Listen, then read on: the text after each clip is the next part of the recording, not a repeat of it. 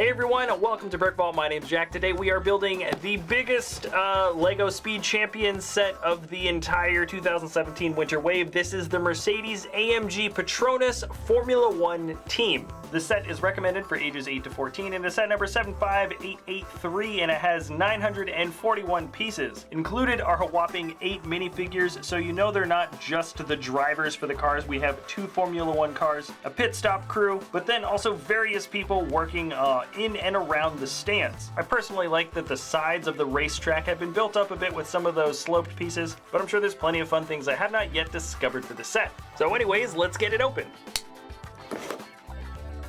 Alright, so the box includes 6 bags. This is actually bag 1, 2, and 3, 4, 5, and 6. Then there is an unmarked bag with some larger pieces, and one big manual with a lot of stickers. So, lots of stuff to build. Let's get started.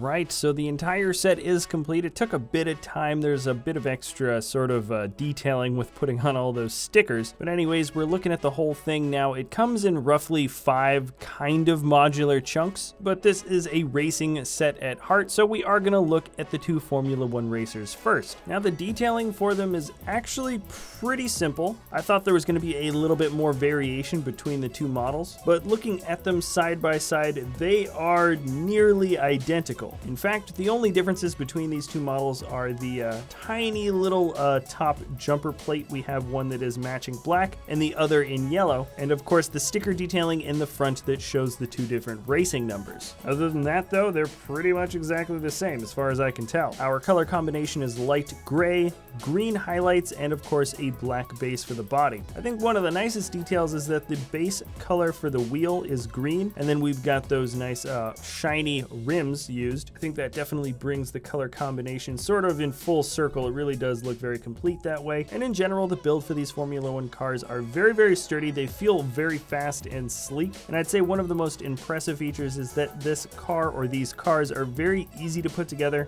and the detailing makes it look somewhat complex. All right, there's a lot to get through, so let's move on to sort of the main chunk of the set. And it really is sort of 3 separate pieces that are just attached by 1 clip each. In the center, matching up with our two race cars. We've got the pit stop area. Here the car can drive into the rails here and be lifted up. On either side of the car we have these extensions holding power cords for maybe possibly taking off the wheels or replacing other vital aspects of the car. An interesting touch is that we can actually replace one of the back tails. Sort of those big spoilers can actually just be popped off and replaced with another that's hanging on the wall. Either side of the wall are pretty much identical. There are tool cabinets with drawers, a bunch of tools attached to the walls with lights above them, and then on either side the only differences are one has a sort of computer control console with a keyboard and the other holds the spare tire and the spare tail. Last thing to point out really is the sticker detailing. In the front we have the sign that says Mercedes AMG PETRONAS and then the title The Silver Arrows. I believe those are the name of the two different Formula One cars together, and then once again the name for the cars down below that with their driving numbers. On the back we have some stickers also showing some different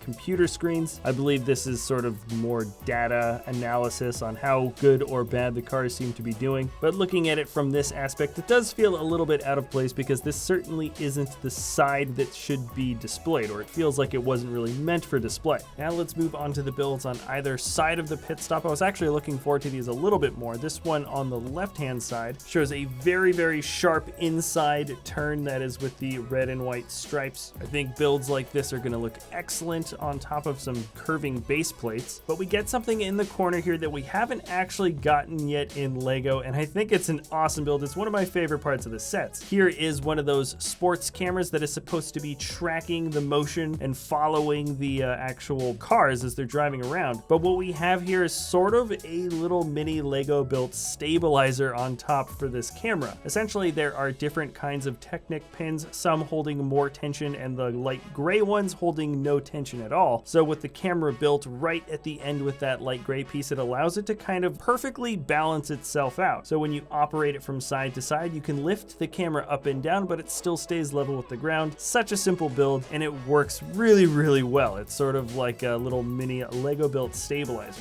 Now on the second side, or the right hand side, we have another build for a wall. It's a little bit longer, and the curve is definitely not as sharp, only being a 90-degree one. Here there is another sort of entrance or exit way with the tiny little yellow stopper there, and not much detailing on the inside, though I do like that they just decided to include an extra fire extinguisher just kind of for the heck of it. This next chunk is one of the free-floating pieces, as in it's not really attached to anything and you can kind of put it anywheres, and I think it's also one of the most versatile because it really can be displayed on both sides pretty well. Here we have the starting line that says pre-stage and stage, and also a great little build for the red and white striped wall with stickers showing the direction, of course, for the racetrack. It's great that we've got this little build for a starting line, but I also really appreciate that the alternate side in the back still has sort of a staging, standing, seating area for minifigs, and even some more display screens showing, I presume, what is happening within the track. Once again, all the detailing you see in any of this set here is pretty much just stickers. And that is definitely the case when we take a look at our last structure of the set, and probably the coolest one I think that people are really going to be into. This double-decker area here acts as both the sort of newscasting and entertainment area, and then when the race is over, it hosts the winning car. So what we're looking at here is a really fun function where both the top screen and the bottom screen flip around, and they flip around in alternating directions, which is pretty cool. At the bottom we have sticker detailing that shows sort of a big screen with a live reporter talking to one of the drivers, and then on the top of that the screen shows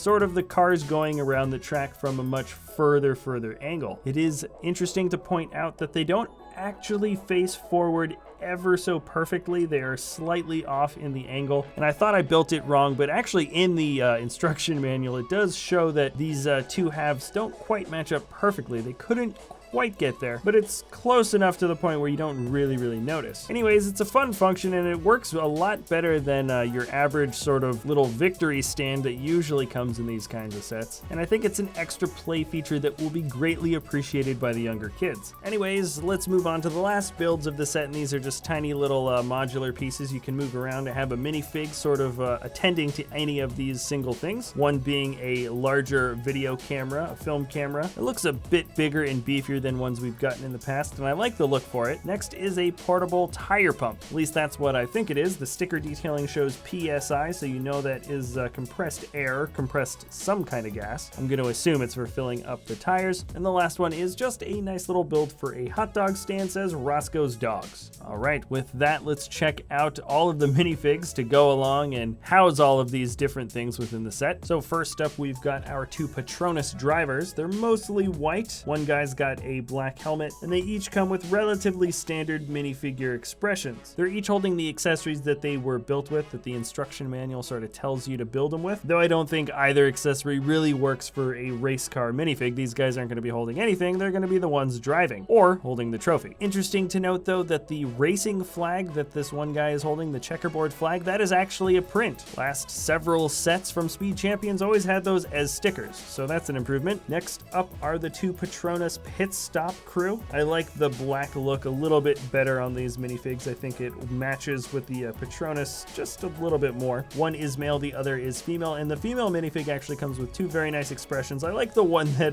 looks like maybe things aren't going too well within the pit stop. Now there are 4 other minifigs in no particular order. Here are the 2 orange ones. They each come with orange torso pieces. The female minifig once again has some really nice expressions. She even comes with pink sunglasses for one. Her detailing shows a bit of reflectiveness, like she is going to be sort of on the ground and needs to have a little bit of extra visibility, while the other guy looks like he's just wearing a normal orange jacket. I think he was put behind the hot dog stand. None of that really matters. There's cameras to attend to and a bunch of other things, but here are the last 2 figs. One guy you can tell is definitely part of the PETRONAS team. You can see the Mercedes logo on his jacket, and presumably that is an ID card that is on a lanyard around his neck into his shirt pocket. Kind of a good detail actually on that front shirt there. And then our other guy is just in plaid. Anyways, that's 8 minifigs all together, some decent expressions and hair pieces, and a few nice prints. Anyways, here is the entire set all together at 941 parts with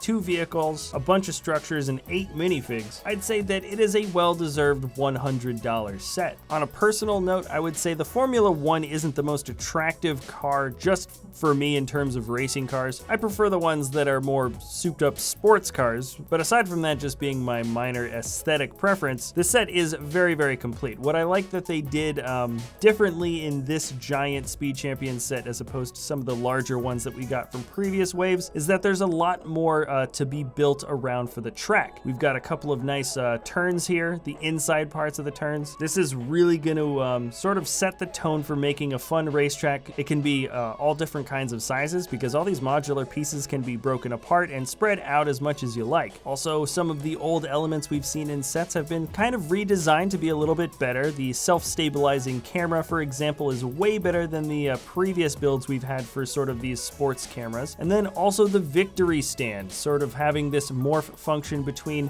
what's currently happening during the race, the live coverage, and then the screens flipping around in order to create the sort of victory stand for whoever wins. Both of those are old functions we've seen time and time and again, but now there's a little bit of extra play added to them, and it definitely makes the set feel just a little bit more fun, a little bit more complete. And I'm telling you, I can't wait to modify aspects of this set in order to have it within our racetrack within the Lego City. All right, everybody, that is it for this episode review. Thanks a lot for watching. Remember, if you enjoy our content, you can always like or subscribe, and I've left a link in the video description below if you want to buy the set. So that's it for this episode, and we'll see you next time at BrickVault.